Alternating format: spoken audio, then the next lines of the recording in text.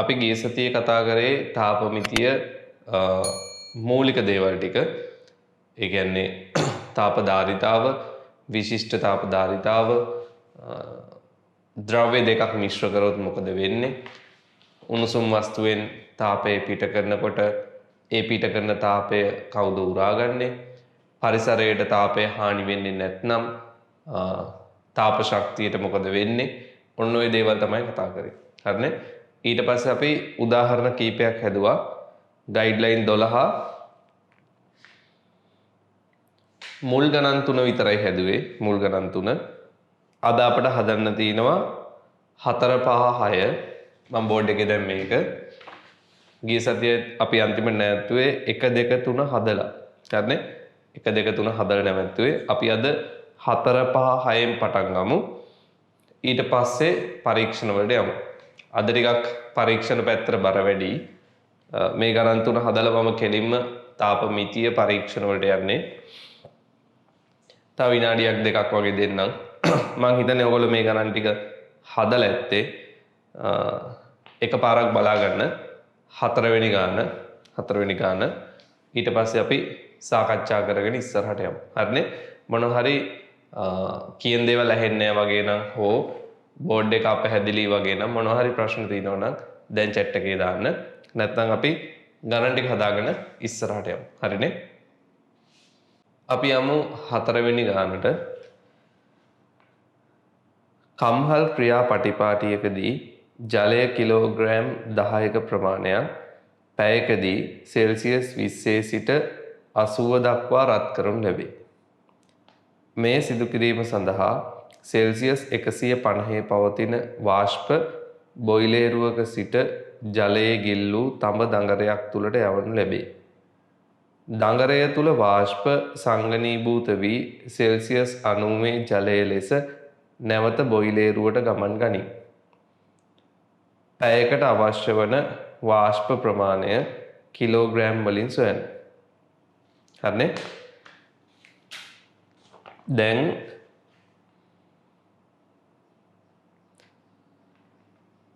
ජලය කිලෝ 10ක් පැයකදී රත් කරන්න ඕන 20 ඉඳන් 80ට. ඒ වැඩේට භාවිතා කරන්නේ සෙල්සියස් 150 පවතින වාෂ්ප. හරිනේ? අපි දත්ත ටික අඳිමු.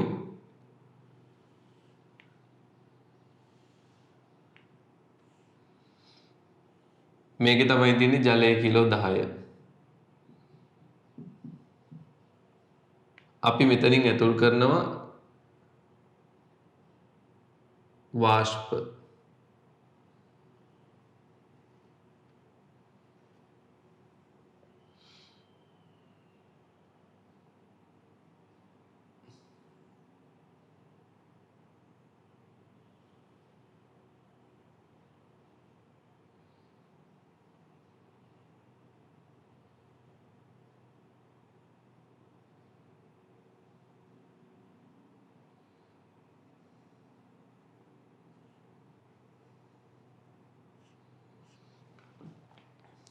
දඟරය හරහා ගලාගෙන යන්නේ වාෂ්ප. මේක ඇතුලේ තියෙන්නේ ජලය කිලෝග්‍රෑම් 10ක්. කිලෝග්‍රෑම් 10ක්. රත් වෙනවා 20 සිට 80ට. 20 නම් 80ට. සෙල්සියස් 20 නම් 80ට. මේ සඳහා භාවිතා කරන්නේ හුමාලය. ඇතුල් වෙන්නේ සෙල්සියස් 150 හුමාලය. හැබැයි තාපය පිට කරලා එළියට යන්නේ සෙල්සියස් 90 ජලය.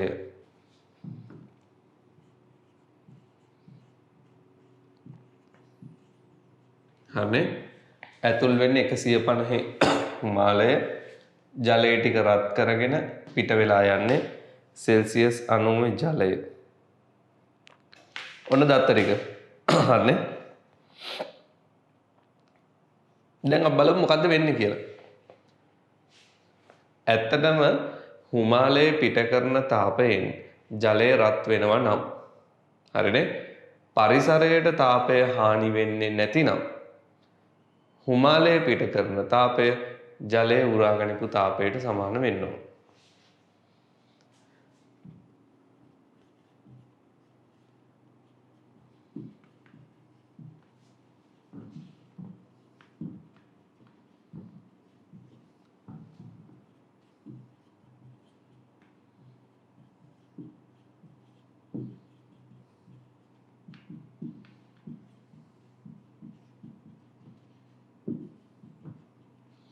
හරිනේ හිමාලයේ පිට කරපු තාපය සමාන වෙන්න ඕන ජලය උරා ගනිපු තාපයට. එතකොට තමයි බැලන්ස් වෙන්නේ.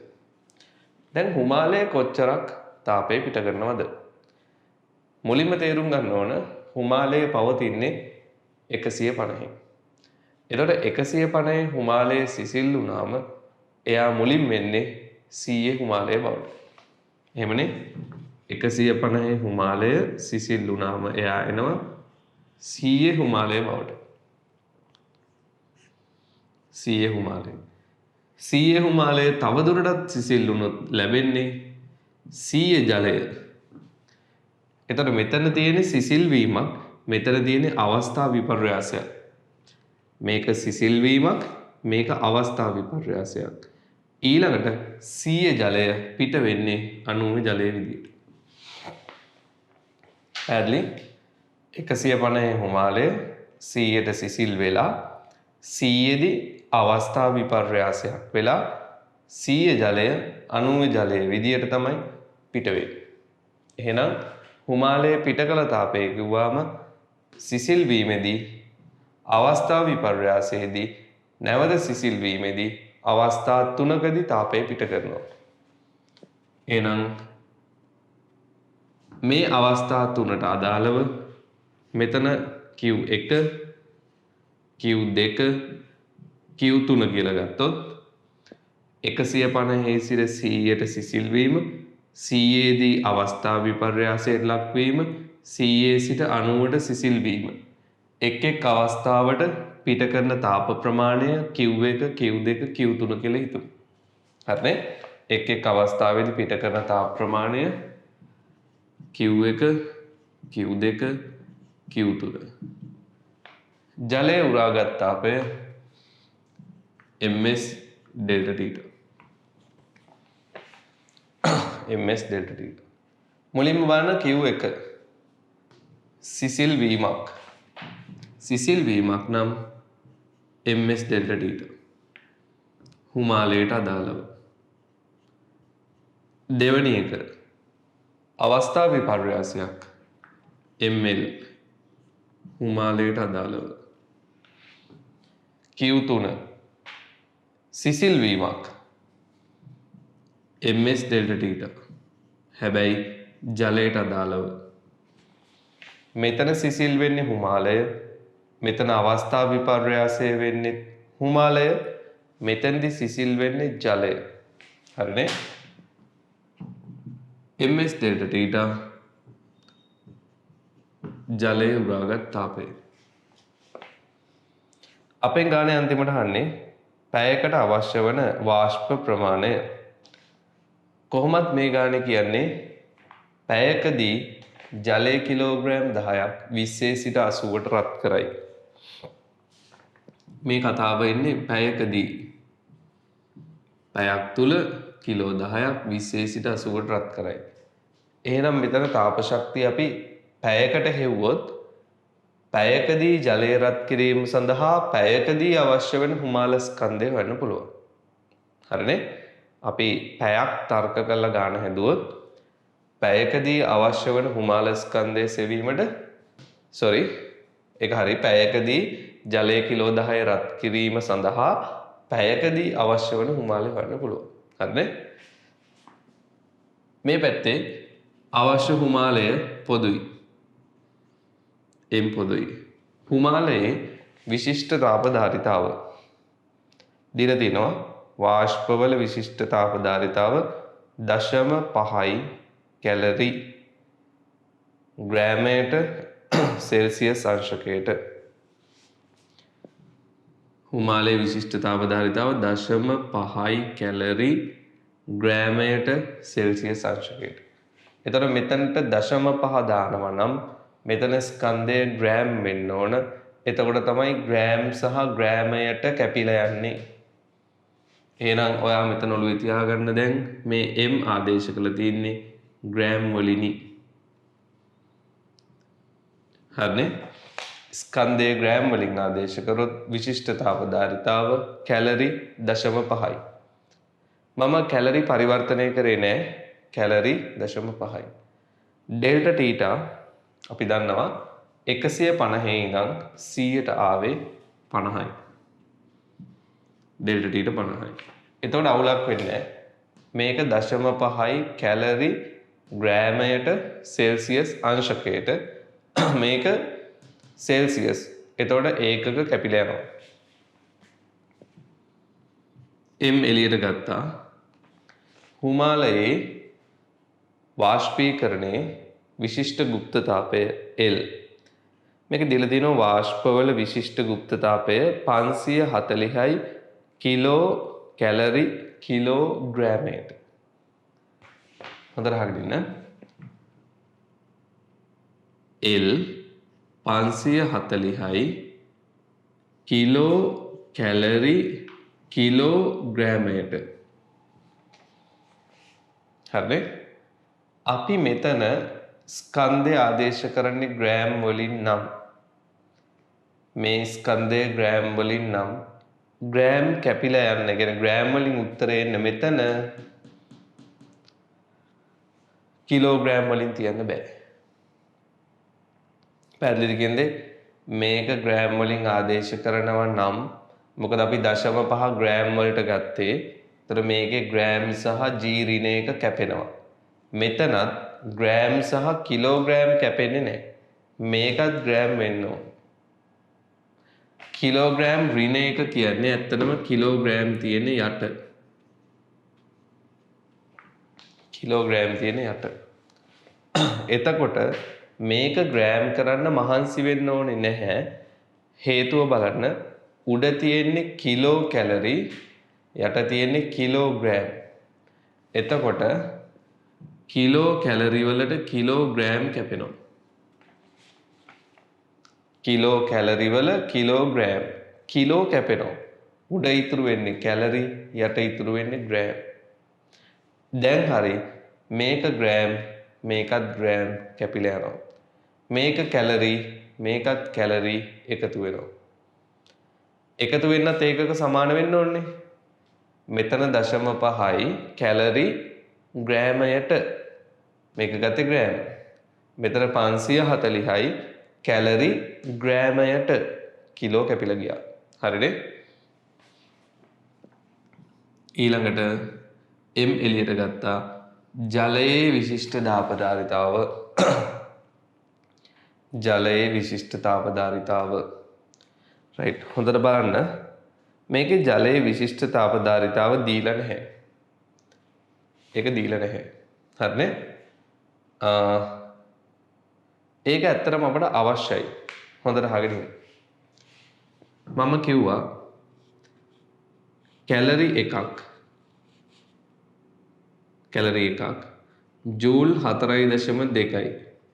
මේක ගිය සතියේ පන්තිය ඉවර කරනකොට කිව්වා මේ දත්තය මතක තියාගන්න 4 වෙනි ගානට අවශ්‍ය වුණොත් භාවිතා කරන්න. හරිද? මේක මතක තියාගන්න 4 වෙනි ගානට අවශ්‍ය වුණොත් භාවිතා කරන්න කියලා කිව්වා. එතකොට කැලරි එකක් ජූල් 4.2යි. රයිට්. අපි දන්නවා ජලයේ විශිෂ්ටතාව ධාරිතාව 4200යි. ජූල් කිලෝග්‍රෑමයට කෙල්විනයට. ජලයේ විශිෂ්ටතාව ධාරිතාව 4200යි. ජූල් කිලෝග්‍රෑමයට කෙල්විනයට. මම මේක 1000න් වැඩි කරොත් දෙපැත්තම 4200යි 1000න් වැඩි කරා ජූල් 1000යි කැලරි. දෙපැත්තම 1000න් වැඩි කරා. එහෙනම් ජූල් 4200ක් කැලරි 1000යි. හරිනේ? ජූල් 4200ක් කැලරි 1000යි. ජූල් 4200ක් කියන්නේ ජලයේ විශිෂ්ට දාපධාරිතාව. එහෙනම් ජලයේ විශිෂ්ටතාවධාරිතාව කැලරි 1000යි. හැබැයි කිලෝග්‍රෑම්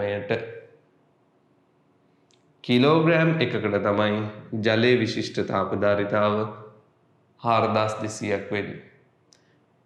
කිලෝග්‍රෑම් එකට 4200යි නම් ග්‍රෑම් එකට කීයද? කිලෝග්‍රෑම් එකට තමයි 4200.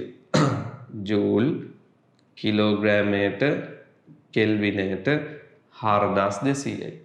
කිලෝග්‍රෑම් එකකට 4200යි නම් ග්‍රෑම් එකකට කීයද? එහෙනම් මේක නැවත 1000න් බෙදන්න ඕන. මොකද මේක කිලෝග්‍රෑම් එකකටනේ.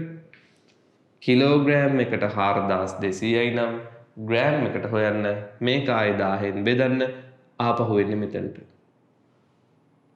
එහෙනම් ග්‍රෑමයට කෙල්විනයට ජූල් 4.2යි කැලරි වලින් 1යි. මේ කතා කරන්නේ ජලයේ විශිෂ්ටතාවධාරිතාව SW ගැන. කැලරි එකක් ජූල් 4.2යි. කැලරි 4200ක් ජූල් 4200ක් කැලරි 1000යි. ජූල් 4200ක් කියන්නේ ජලයේ විශිෂ්ටතාවධාරිතාව කිලෝ එකට. කිලෝ එකට 4200යි නම් ග්‍රෑම් එකට 4.2යි. එහෙනම් 4.2ක් කියන්නේ කැලරි 1යි. ජලයේ විශිෂ්ටතාවධාරිතාව M එළියට ගත්තා. ජලයේ විශිෂ්ටතාවධාරිතාව කැලරි 1යි. හරිනේ? කැලරි 1යි. ඩෙල්ටා තීටා 100 සිට 90ට 10යි. 100 සිට 90ට 10යි. දැන් බලන්න මෙතන ආදේශ කරෙත් කැලරි, මෙතන කිලෝ කැපුණා, ඉතුරුනේ කැලරි. මෙතන ආදේශ කරෙත් මම ග්‍රෑම් එකට කැලරි 1යි. හරිනේ? කිලෝ එකට 4200යි, ග්‍රෑම් එකට 4.2යි. එහෙනම් කැලරි 1යි. මේ ඔක්කොම කැලරි.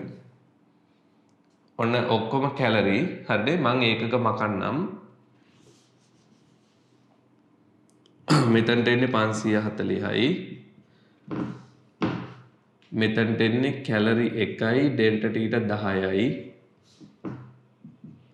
ජල ස්කන්ධය කිලෝ 10යි. ජලයේ විශිෂ්ටතාවධාරිතාව හොඳට බලන්න. මෙතනට කිලෝ දැම්මොත් ජලයේ විශිෂ්ටතාවධාරිතාව 1000යි.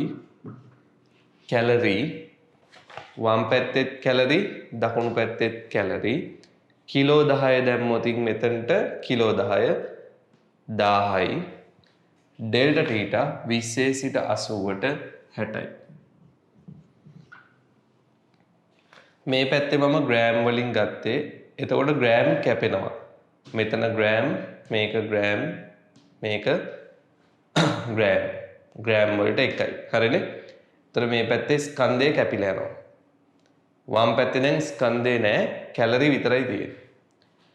මෙතන ගත්තේ කිලෝ. කිලෝ 10 නිසා මේ පැත්තේ දැම්ම කැලරි 1000යි. හරිනේ? කැලරි 1000යි. එතකොට දෙපැත්තෙම කැලරි කැපිලා යනවා. හරිනේ? දැන් අපි සුළු කරමු.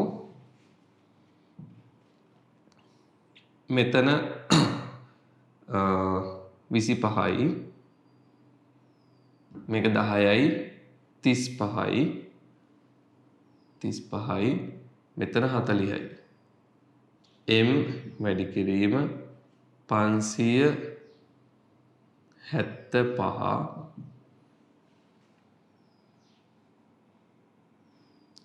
6 ඔන්න මෙහෙම ගමු 600 වැඩි කිරීම 1000.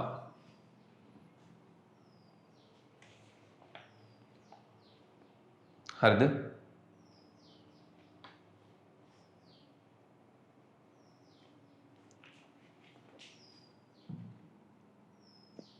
M සමානයි 600 වැඩි කිරීම 1000 බෙදීම 575යි.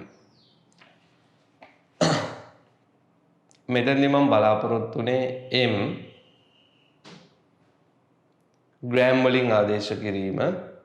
හරිනේ, m ග්‍රෑම් වලින් ආදේශ කරන තමයි මේ පැත්තේ කිලෝ 10ට මේක කිලෝ ආදේශ කරේ. එතකොට කිලෝ කැපිලා යනවා. ඒ විදිහට තමයි ඒකක ගත්තේ. එහෙනම් m ආදේශ කරේ මම ග්‍රෑම් වලින් නම් මට අන්තිම උත්තරේ එන්නේ ග්‍රෑම් වලින්.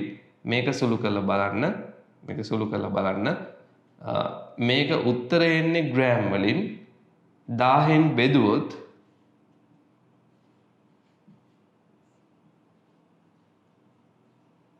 කිලෝග්‍රෑම්.